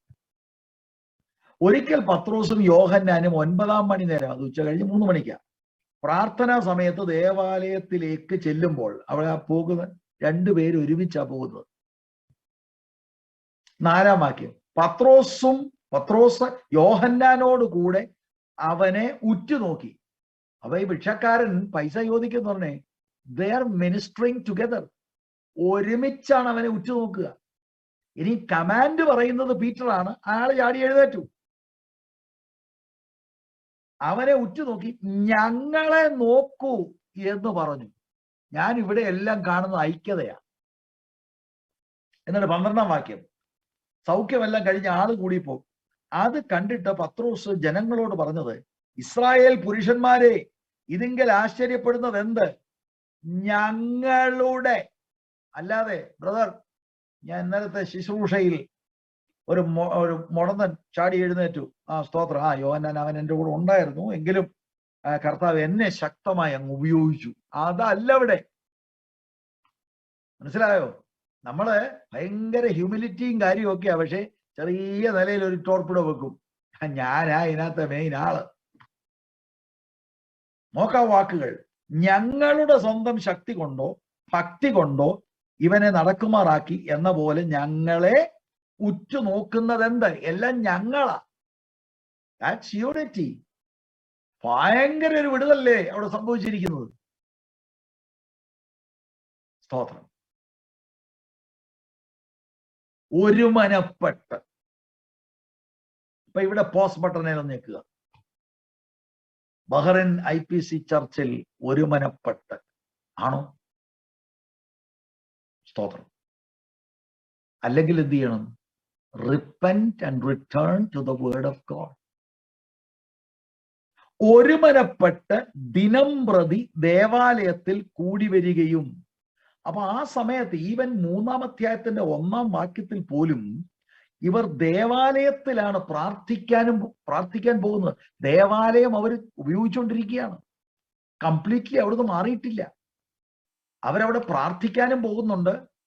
തീർച്ചയായിട്ടും 100 കണക്കിന് ആളുകൾ വരുമ്പോൾ സാക്ഷ്യം പറയാൻ, വിറ്റ്നസ് ചെയ്യാൻ, മെസ്സേജ് ഷെയർ ചെയ്യാൻ ഒക്കെ ആയിട്ടാണ് അവർ പോകുന്നത്. അവരുടെ ഷെയറിങ് ചർച്ച എന്ന് പറയുമ്പോൾ it's not limited to only material things. അവരുടെ ആത്മീക അനുഭവങ്ങളെയും അവർ പങ്കുവെക്കുകയാണ്. ദിനംപ്രതി ദേവാലയത്തിൽ കൂടി വരികയും, ചില ആളുകൾ ചിന്തിക്കും അതെന്തിനാണ് ദേവാലയത്തിൽ അവർ പോയത്? ഒരു ട്രാൻസിഷൻ പീരീഡാണ്. ജീസസ് തന്നെ പറഞ്ഞിട്ടുണ്ട്, this is my fathers house. കുറെ കാലം കഴിയുമ്പോൾ അതിനകത്തു നിന്നൊക്കെയുള്ള മാറ്റങ്ങൾ സ്വാഭാവികമായി സംഭവിക്കും. ഇവിടെ അവർ പോകുന്നത് പണ്ടത്തെ പോലെ യാഗമർപ്പിക്കാനും ഒന്നുമല്ല. അങ്ങനെ ആർക്കും കൺഫ്യൂഷൻ ഉണ്ടാകരുത്. അവർ പ്രാർത്ഥിക്കാൻ പോവുകയാണ്, അവർ ദൈവവചനം ശുശ്രൂഷിക്കാനായിട്ട് പോവുകയാണ്, ആളുകളെ കാണുമ്പോൾ വിറ്റ്നസ് ചെയ്യാൻ പോവുകയാണ്. ആ അർത്ഥത്തിലാണ് നമ്മൾ ഇത് ഉൾക്കൊള്ളേണ്ടത്. അപ്പോസ്തലപ്രവൃത്തി 21:26 അവർ ദേവാലയത്തിൽ ചെല്ലുന്നതായിട്ട് നമുക്ക് രേഖകൾ കാണുവാനായിട്ട് കഴിയും. അങ്ങനെ AD 70 ദേവാലയം ഡിസ്ട്രോയിഡ് ആകുന്നിടം വരെയൊക്കെ ആ അനുഭവങ്ങൾ ഒരു പക്ഷെങ്കിൽ ഉണ്ടായി കാണുമെന്നാണ് ഞാൻ ചിന്തിക്കുന്നത്. എന്നിട്ട് വീട്ടിൽ അപ്പം നുറുക്കിക്കൊണ്ട്, അപ്പോൾ ദേവാലയത്തിൽ മാത്രമല്ല അവരുടെ കൂട്ടായ്മ, വീടുകളിൽ ഉണ്ടായിരുന്നു. അപ്പം നുറുക്കുക എന്ന് പറഞ്ഞാൽ there was communion even at home. വിശ്വാസികളെല്ലാം കൂടെ കൂടി വരുമ്പോൾ they broke bread at home. 46-ാം വാക്യത്തിന്റെ രണ്ടാം ഭാഗം അവിടെ അല്പസമയം നമുക്ക് ഒന്ന് നിൽക്കേണ്ടത് ആവശ്യമാണ്. ഒരുമനപ്പെട്ട് ദിനംപ്രതി ദേവാലയത്തിൽ കൂടി വരികയും വീട്ടിൽ അപ്പം നുറുക്കിക്കൊണ്ട്, അടുത്തെന്താ? 46-ന്റെ രണ്ടാം ഭാഗം, ഉല്ലാസവും ഹൃദയ പരമാർത്ഥതയും പൂണ്ട്. അപ്പൊ അവിടെ എന്താ നമുക്ക് കിട്ടുന്നത്? they were a joyful church. അല്ലേ? ഉല്ലാസമുള്ള ചർച്ച്, എ ജോയ്ഫുൾ ചർച്ച്. എന്താ ഇത്ര ഉല്ലസിക്കാനുള്ളത്? ലോട്ടറി വല്ലോ അടിച്ചു? പണ്ടൊരിക്കല് തമ്പാനൂര് ഞാനൊരു ബസ്സേ ചെന്നിറങ്ങിയപ്പോഴൊരു ലോട്ടറിക്കാരൻ, സാറേ ലോട്ടറി ടിക്കറ്റ്. ഞാൻ പറഞ്ഞു, സാർ അടിച്ചെന്ന് പറഞ്ഞു. അയാള് വിരുണ്ടു പോയി, ഏതോ സാറേ അടിച്ചത്? ഞാൻ അവിടെ നിന്ന് സുവിശേഷം പറഞ്ഞു. ഞാൻ പറഞ്ഞ കർത്താവായ യേശു ക്രിസ്തുവിനെ എന്റെ രക്ഷകനായി സ്വീകരിച്ചു. അവൻ എന്നെ എന്തോ ചിന്തിച്ചതെന്ന് എനിക്കറിയത്തില്ല, ഒറ്റ ഓട്ടമാണ്. I think he thought I'm crazy. ഇവിടെ ഇവർക്ക് ഉല്ലാസമാണ്, മെറ്റീരിയലായിട്ട് ഒരു കാര്യവും കിട്ടിയത് കൊണ്ടല്ല. അവര് ഒരു മനസ്സോടെ ഇരിക്കുന്നവർ, അത്ഭുതങ്ങൾ നടക്കുന്നു, ഒരുമിച്ച് പങ്കുവെക്കുന്നു. ഇതെല്ലാം ഒരു ഫാമിലി അറ്റ്മോസ്ഫിയർ ആണ്. And they were joyful. അപ്പോസ്തല പ്രവൃത്തിയിൽ മുഴുവനും നമുക്കത് കാണാൻ കഴിയും. ഉല്ലാസവും, ടു റിജോയ്സ്. എന്താണ് അതിന്റെ ഒരു പ്രധാനപ്പെട്ട റീസൺ? അവിടെ തന്നെ കാണാമല്ലോ, ഹൃദയ പരമാർത്ഥത, സിൻസിയറിറ്റി ഓഫ് ഹാർട്ട്. ഇന്ന് വിശുദ്ധന്മാരുടെ ഇടയിൽ കുറഞ്ഞു പോയിരിക്കുന്ന ഒരു കാര്യമാണ്. എങ്ങനെയാണ് ഈ ഉല്ലാസം ഉണ്ടാകുന്നത്? ആ ഹൃദയ പരമാർത്ഥത കൊണ്ട്. Sincerity of heart, that was manifested. അല്ലാതെ ഡെയിലി ആക്ച്വലി അവര് വിറ്റ് പല കാര്യങ്ങൾ കൊടുക്കുക അങ്ങോട്ട്. പക്ഷെ they are joyful, not because they got something materially, they got Jesus, and they are giving up their material blessings or whatever resources they have. Praise the Lord. ഇങ്ങനെയുള്ള ആളുകളാണ് ദൈവത്തെ ദിവസവും സ്തുതിക്കുക, വീടുകളിൽ അവര് കാര്യങ്ങൾ ഷെയർ ചെയ്യുക. and they were enjoying the favor of the people. ശരിക്കും ഇത്രയൊക്കെ വായിക്കുമ്പോഴും നമുക്ക് തന്നെ, ഇങ്ങനൊരു സഭയാണെങ്കിൽ അവിടെ മെമ്പർഷിപ്പ് എടുക്കാറുണ്ടല്ലോ. ഇതാണ് സഹോദരങ്ങളെ ചർച്ച എന്ന് പറയുന്നത്. This is the true church. ഇനി ആ ഉല്ലാസത്തിന്റെ നമുക്കൊരു ചിന്ത വരും, ഓക്കെ, ഷെയറിങ് ആയിരുന്നു, നല്ല അപ്പോസ്തലന്മാർ, നല്ല ആരാധനയായിരുന്നു, ഗുഡ്. ഇപ്പൊ നല്ല ജോയ് വരും. നല്ല 1ാം ക്ലാസ് ആരി കിട്ടി അന്നും ജോയ് ഉണ്ട്. അപ്പോസ്തല പ്രവൃത്തി 5-ാം അധ്യായം 40 മുതൽ 42 വരെയുള്ള വാക്യങ്ങൾ. അവർ അവനെ അനുസരിച്ചു, അപ്പോസ്തലന്മാരെ വരുത്തി അടിപ്പിച്ചു. ഇനി യേശുവിന്റെ നാമത്തിൽ സംസാരിക്കരുതെന്ന് കൽപ്പിച്ച് അവരെ വിട്ടയച്ചു. തിരുനാമത്തിന് വേണ്ടി അപമാനം സഹിപ്പാൻ യോഗ്യരായി എണ്ണപ്പെടുകയാൽ അവർ സന്തോഷിച്ചും കൊണ്ട് ന്യായാധിപ സംഘത്തിന്റെ മുൻപിൽ നിന്ന് പുറപ്പെട്ടു പോയി. പിന്നെ അവർ ദിനം പ്രതി ദേവാലയത്തിലും വീടുതോറും വിടാതെ ഉപദേശിക്കുകയും യേശുവിനെ ക്രിസ്തു എന്ന് സുവിശേഷിക്കുകയും ചെയ്തുകൊണ്ടിരുന്നു. എന്താ സന്തോഷം? അടി കിട്ടിയപ്പോ അവര് പറയാ, ഈ അടി കൊള്ളാൻ ഞങ്ങളെ യോഗ്യരായി കർത്താവെ തെരഞ്ഞെടുത്തല്ലോ. Praise the lord. And they are happy, they are joyful. ജോലി ഒന്ന് പോയാൽ ഇവിടുത്തെ പ്രശ്നം നമുക്കറിയാം. പിന്നെ സഭയെ കാണത്തില്ല. നമ്മൾ വിളിക്കണം, ബ്രദറെ എന്തോ പറ്റിയോ, എന്തോ പറയാൻ ടെൻഷനാ, ജോലി പോയി. പിന്നെ നമ്മളെല്ലാരും കൂടെ നോക്കി ജോലി എങ്ങനെയെങ്കിലും ഒപ്പിക്കുക, പ്രാർത്ഥിക്കുക, അവരെ വിളിക്കുന്നു ഇവരെ വിളിക്കുന്നു, എങ്ങനെങ്കിലും ഒരു ജോലി സംഘടിപ്പിക്കുക. ഇത് അധികാരികൾ വിളിച്ച് നല്ല അടിയല്ലേ കൊടുക്കും. They were flogged, but they are happy. അപ്പോസ്തലപ്രവൃത്തി 8:8 ശമരിയയിൽ ഉണർവുണ്ടായി. Philipose എന്ന് പറയുന്ന ഉപദേശി അവിടെ പോയി ദൈവരാജ്യം പ്രസംഗിച്ചു, അത്ഭുതങ്ങൾ അടയാളങ്ങൾ നടന്നു. അവിടെ എഴുതിയിരിക്കുന്ന 8:8 അങ്ങനെ ആ പട്ടണത്തിൽ വളരെ സന്തോഷമുണ്ടായി. അപ്പോസ്തലപ്രവൃത്തി 13:50 മുതൽ 52 വരെ എല്ലായിടത്തും നോക്ക്. All throughout the acts of the apostles, not just the Jerusalem church, spirit-filled churches are joyful എന്ന് പറഞ്ഞാൽ രക്ഷിക്കപ്പെട്ട ആളുകളുടെ ഉള്ളത്തിൽ സാഹചര്യം എന്തോ മാറിയത് കൊണ്ടല്ല, അവർ യേശുവിനെ അനുഗമിക്കുന്ന നിമിത്തം അവരുടെ ഉള്ളത്തിൽ ഉല്ലാസമുണ്ട്.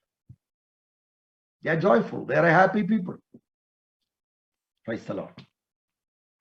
യഹൂദന്മാരോ ഭക്തിയുള്ള മാന്യ സ്ത്രീകളെയും പട്ടണത്തിലെ പ്രധാനികളെയും ഇളക്കി പൗലോസിന്റെയും ബർന്നബാസിന്റെയും നേരെ ഉപദ്രവമുണ്ടാക്കി അവരെ തങ്ങളുടെ അതിരുകളിൽ നിന്ന് പുറത്താക്കി കളഞ്ഞു. എന്നാൽ അവർ തങ്ങളുടെ കാലിലെ പൊടി അവരുടെ നേരെ തട്ടിക്കളഞ്ഞ് ഇക്കോനിയയിലേക്ക് പോയി. ശിഷ്യന്മാർ സന്തോഷവും പരിശുദ്ധാത്മാവും നിറഞ്ഞവരായി തീർന്നു. പെർസിക്യൂഷന്റെ നടുവിലും സന്തോഷം. It was a joyful church. യോഹന്നാൻ 16:22 കർത്താവായ യേശുക്രിസ്തുവിന്റെ ഐഹിക ജീവിതത്തിലെ അവസാന ദിവസം കർത്താവ് കൊടുത്തിയൊരു വാഗ്ദത്തമുണ്ട്. അനേക വാഗ്ദത്തങ്ങൾ കൊടുത്തു. അതിലെ ഒരു വാഗ്ദത്തം, അങ്ങനെ നിങ്ങൾക്കും ഇപ്പോൾ ദുഃഖമുണ്ട്, എങ്കിലും ഞാൻ പിന്നെയും നിങ്ങളെ കാണും, നിങ്ങളുടെ ഹൃദയം സന്തോഷിക്കും, നിങ്ങളുടെ സന്തോഷം ആരും നിങ്ങളിൽ നിന്ന് എടുത്തു കളയുകയില്ല. ഏറ് കിട്ടുമ്പോൾ, അടി കിട്ടുമ്പോൾ സന്തോഷം എടുത്തു കളയാനൊക്കത്തില്ല. ക്രൈസ്തവം യേശു തരുന്ന സന്തോഷം, ക്രിസ്തീയ സന്തോഷം സാഹചര്യങ്ങൾ മാറി കിട്ടുന്നതല്ല. ആത്മനിറവുള്ള ദൈവ പൈതലിന് ക്രിസ്തുവുമായിട്ടുള്ള വ്യക്തിപരമായ ബന്ധത്തിൽ നിന്നുള്ളതാണ് സന്തോഷം. ഞാൻ നിങ്ങൾ ചോദിക്കട്ടെ, ഇതിന് കേൾക്കുന്നുണ്ടല്ലോ, റിയൽ ജോയ് ഉണ്ടോ? ഞാൻ കുറച്ചുകൂടെ കഴിയുമ്പോൾ ഒരു റിപ്പോർട്ട് നിങ്ങൾക്ക് വായിച്ച് ഞാൻ കേൾപ്പിക്കാം. 2-ാം നൂറ്റാണ്ടിലെ ഒരു ഫിലോസഫർ എഴുതിയത് എന്റെ ശ്രദ്ധയിൽ നിന്ന് പെട്ടു. What was the church at that time? അദ്ദേഹം ഒരു വിവരണം കൊടുക്കുന്നുണ്ട്. സ്തോത്രം. 2 കാര്യങ്ങൾ പറയാം. ഹൃദയപരമാർത്ഥത പൂണ്ട്, സിൻസിയറിറ്റി ഓഫ് ഹാർട്ട് എന്ന് പറഞ്ഞാൽ ദ സിംപ്ലിസിറ്റി ഓഫ് ഹാർട്ട്. കരടുകളൊന്നും ഹൃദയത്തിലില്ല. കർത്താവിന്റെ മഹത്വം എന്നത് അല്ലാതെ അവർക്ക് വേറെ ചിന്തയില്ല. And so they were joyful. അല്ലാതെ ഇന്നത്തെ എന്റെ കൂട്ട് ഞാൻ സെക്രട്ടറി ആയിട്ട് നിൽക്കുന്നുണ്ട് കേട്ടോ, നിങ്ങൾ ആരുടെ ടീമാ? ഈ രാഷ്ട്രീയവും കളിച്ച് വല്ല പണിയുണ്ടോ? പുസ്തകം അറിയാമോ? എന്നിട്ട് നമ്മളൊക്കെ ഒന്ന് അഭിമാനിക്കുക, നമ്മുടെ കക്ഷിയാളാ ജയിച്ചത്. They are far away from the word of God. ദൈവസഭയിലെ രാഷ്ട്രീയം കൊണ്ടുവന്നത് ഏറ്റവും വലിയ തിന്മയാണ്. പ്രധാനപ്പെട്ട കാര്യങ്ങൾ നമ്മളിൽ നിന്ന് മാറാൻ ഒരു പ്രധാന കാര്യം ലോകം കൊണ്ടുവന്നതാണ് ഈ രാഷ്ട്രീയ കളി. It is pure world. സ്തോത്രം.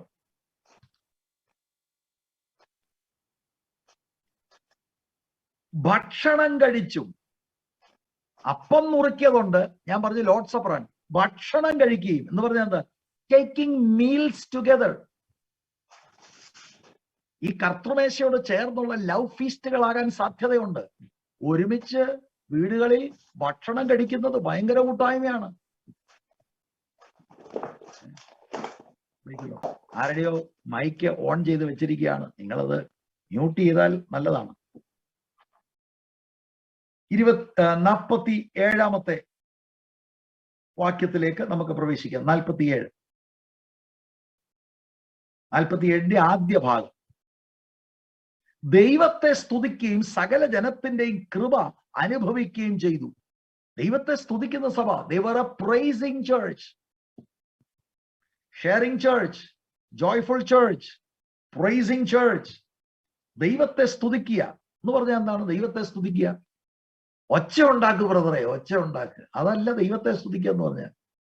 ദൈവത്തിന്റെ സ്വഭാവ ഗുണങ്ങൾ, സവിശേഷതകൾ ഏറ്റുപറഞ്ഞ ദൈവത്തിന് സ്തോത്രം ചെയ്യുന്നത്, ദൈവത്തിന്റെ ആട്രിബ്യൂട്ടുകൾ, ദൈവം ചെയ്ത മഹത്വമേറിയ പ്രവർത്തനങ്ങൾ, ഇതൊക്കെ ദൈവത്തിന്റെ മക്കൾ ഏറ്റുപറയുകയാണ്. And they praise God. അങ്ങനെ ഒരു സഭയായിരുന്നത്. അപ്പൊ 1-ാം നൂറ്റാണ്ടിലെ ദൈവസഭയുടെ ലക്ഷ്യം എന്ന് പറയുന്നത് കർത്താവിനെ എക്സോൾട്ട് ചെയ്യാം, ഉയർത്തുക. സന്തോഷമുള്ളവർ ദൈവത്തെ അവർ സ്തുതിക്കുകയാണ്, പുകഴ്ത്തുകയാണ്.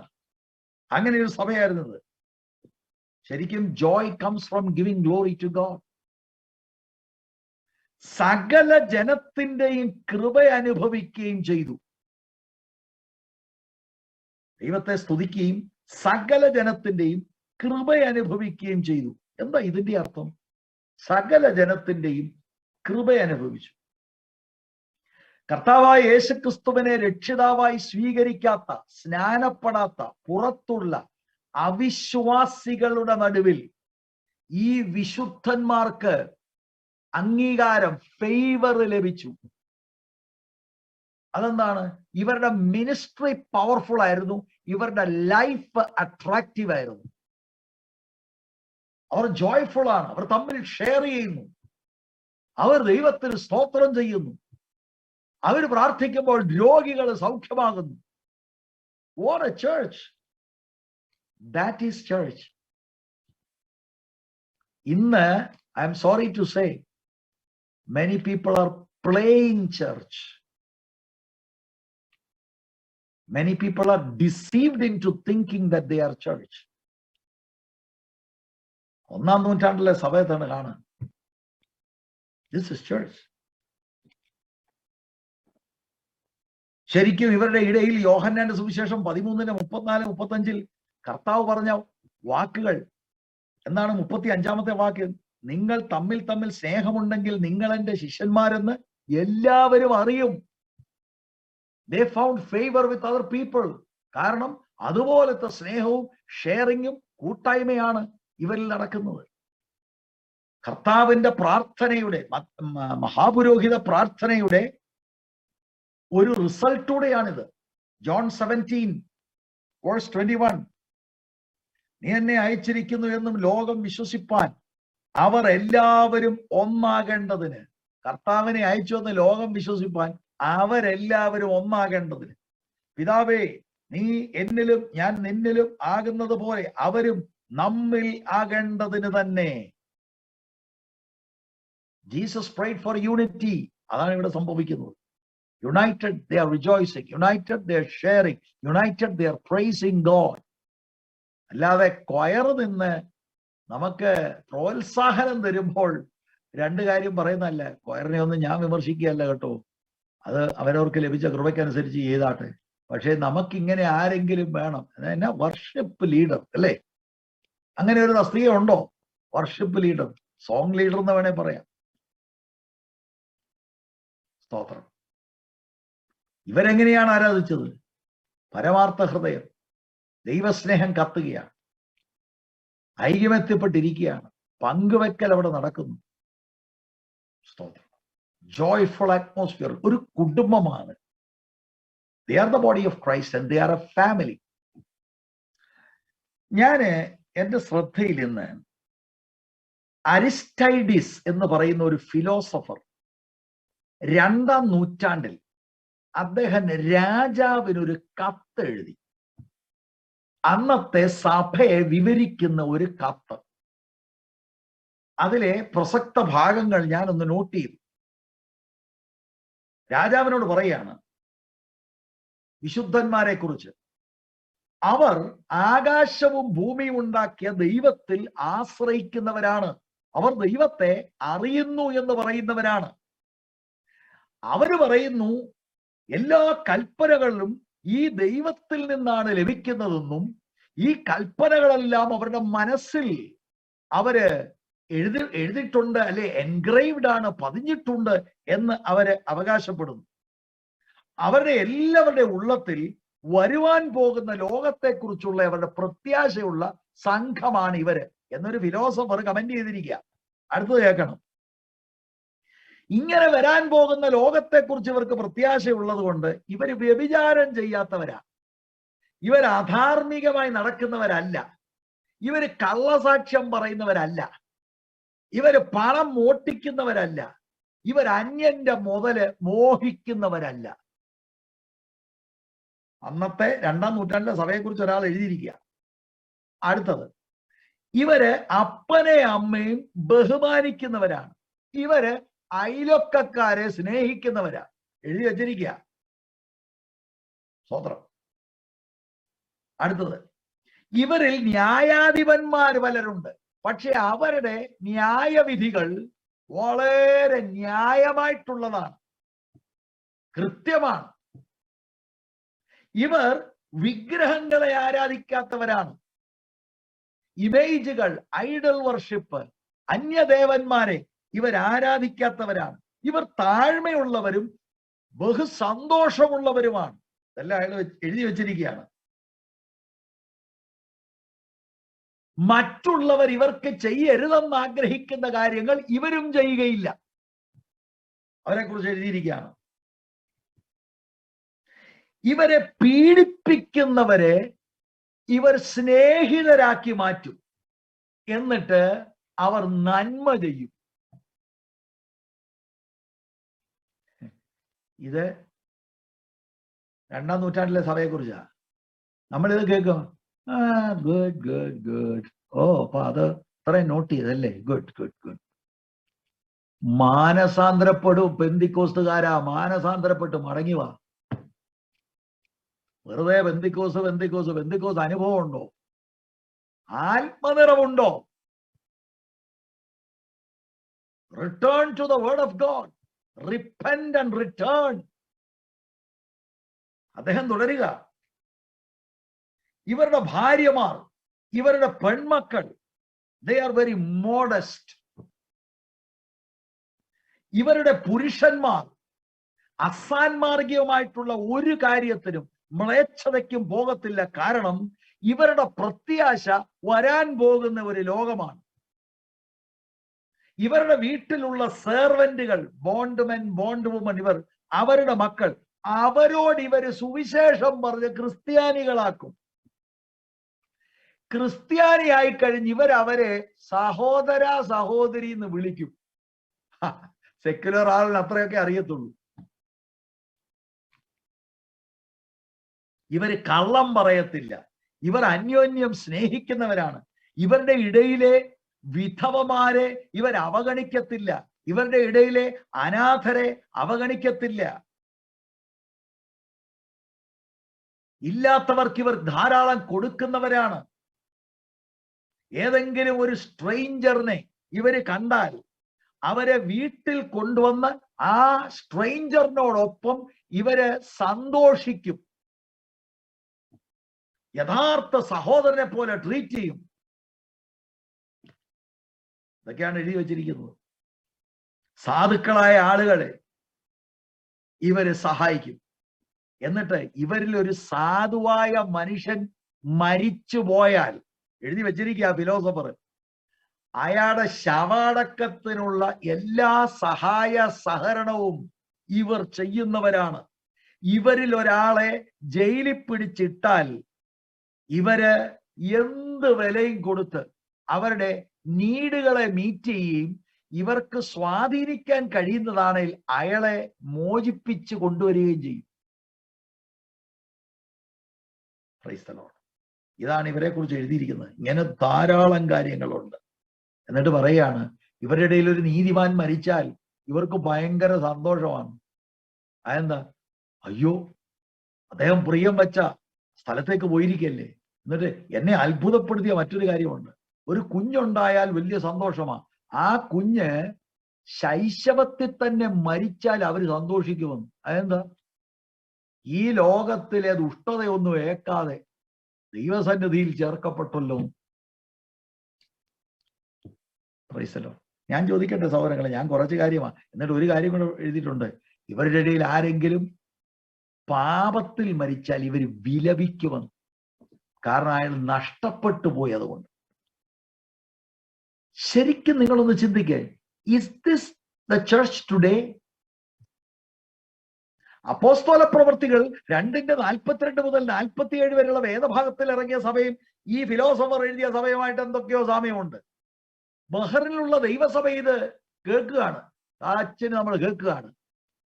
Is your church like this church? ചിന്തിക്കുക. നമ്മൾ ശരിക്കും ചർച്ച് ആണോ? Are we part of the real church? രക്ഷിക്കപ്പെട്ടു, സ്നാനപ്പെട്ടു, യെസ്, വെരി ഗുഡ്. ആത്മാവിനെ പ്രാപിച്ചു, യാ. ചിലർ പറയും ശക്തിപ്പെട്ടു ബ്രദറെ. എന്ന് പറഞ്ഞാൽ എന്താ? ശക്തിപ്പെട്ടു. പക്ഷെ ആത്മാവ് ആ 1-ാം നൂറ്റാണ്ടിൽ ചെയ്തെടുത്തു. ഓക്കെ, ഷെയർ ചെയ്തതിലൊന്നുമില്ല. ആ spontaneous joy of having Jesus Christ. ഇവിടെ ഈ ഫിലോസഫർ, ഒരു സെക്യുലർ മനുഷ്യൻ, ഒരു കമ്മ്യൂണിറ്റിയെ വിവരിക്കുകയാണ്. Just like it was in the acts of the Apostles. ഇത് 2-ാം നൂറ്റാണ്ടിലെ കത്താണ്. ആമേൻ. സ്തോത്രം. പറയുന്ന ഞാനും കേൾക്കുന്ന നിങ്ങളും നമ്മൾ മാനസാന്തരപ്പെടണം പ്രിയരെ. നമുക്ക് ആത്മനിറവ് ആവശ്യമാണ്, അനുദിന നിറവ് ആവശ്യമാണ്. നമ്മൾ പാപം ചെയ്തു, നമ്മൾ എന്തൊക്കെയോ സംഭവമാണെന്ന് നമുക്കൊരു ധാരണയുണ്ട്. ആദ്യ നൂറ്റാണ്ടിലെ ദൈവസഭയെക്കുറിച്ച് എഴുതിയിരിക്കുന്നതും 2-ാം നൂറ്റാണ്ടിലെ ദൈവസഭയെക്കുറിച്ച് ഒരു സെക്യുലർ മനുഷ്യൻ എഴുതിയിരിക്കുന്നതൊക്കെ നോക്കുമ്പോൾ നാം where do we stand? എന്നിട്ട് ഇതൊന്ന് റെക്ടിഫൈ ചെയ്യാതെ രാഷ്ട്രീയം കളി നാണമില്ലല്ലോ എന്നാ ഞാൻ ഓർക്കുന്നത്. എന്തിനാണ് ഈ സമുദായം വിട്ടേച്ചിറങ്ങിയത്? ഇവിടെ വന്ന് സെക്രട്ടറിയും ഖജാൻജിയും പ്രസിഡന്റും ആകാൻ കഷ്ടം. സഭകളെയെല്ലാം കൂടെ ഭിന്നിപ്പിച്ച് ഡിവൈഡ് ചെയ്തൊരു പരുവത്തിലാക്കി വെച്ചു. ഒരു നിലയിലും ചേർക്കാൻ കഴിയാത്തതുപോലെ വലിയ വിള്ളലുകൾ ഉണ്ടാക്കി. എല്ലാം സ്വന്തമായിട്ടുള്ള നേട്ടങ്ങൾക്ക് വേണ്ടി ചെയ്തതാണ്. ആദ്യ നൂറ്റാണ്ടിലെ സഭയിൽ അവർ ഒരുമനപ്പെട്ട് ഒരു സ്ഥലത്തിരുന്നുകൊണ്ട് അപ്പം നുറുക്കി. ഇന്ന് വിഘടിച്ചാണ് ഇരിക്കുന്നത്. അപ്പം നുറുക്ക് നടക്കുന്നുണ്ട്, പക്ഷെ വിഘടിച്ചുകൊണ്ടാണ് വരുന്നത്. ഇതിനൊരു മാറ്റം വരണ്ടേ? ഒരു ശേഷിപ്പ് ഇതിനകത്തുനിന്ന് എഴുന്നേൽക്കണ്ടേ? പ്രിയരെ, ഞാൻ ആദ്യത്തെ ദിവസങ്ങളിൽ പറഞ്ഞെന്നാണ് ഞാൻ ഓർക്കുന്നത്. നമ്മൾ വില കൊടുത്തില്ലെങ്കിൽ നമ്മുടെ തലമുറയുടെ കാലഘട്ടത്തിൽ കടുത്ത വില നമ്മൾ കൊടുക്കും. കർത്താവിന്റെ വരവ് താമസമാണെങ്കിൽ നിങ്ങളുടെ യൗവനക്കാരായ ആൺമക്കൾ പെൺമക്കളുടെ കാലഘട്ടത്തിൽ അല്ല, അവരുടെ തലമുറയിൽ, അവരുടെ മക്കളുടെ തലമുറയിൽ പെന്തിക്കോസ്ത് കാണുമോ? ഉപദേശമെല്ലാം കാറ്റിൽ പറത്തി, രാഷ്ട്രീയം മുഴുവൻ കളിച്ചു, ഒരു നിലയിൽ ഒരുമിക്കത്തില്ല, ഒരു പരുവത്തിലായിരിക്കുകയാണ്. May the Lord have mercy on us. ഞാൻ എന്റെ വാക്കുകൾ ഇവിടെ നിർത്തുകയാണ്. ഒരു കാര്യം കൂടെ പറയാനുണ്ട് ഇതിനകത്തുനിന്ന്. കർത്താവ് രക്ഷിക്കപ്പെട്ടവരെ ദിനംപ്രതി സഭയോട് ചേർത്തുകൊണ്ടിരുന്നു. They were a growing church. We will talk later. God bless you. കർത്തൃദാസൻ ഈ സമയത്ത് ഏറ്റെടുക്കും. Thank you. God's grace be with you.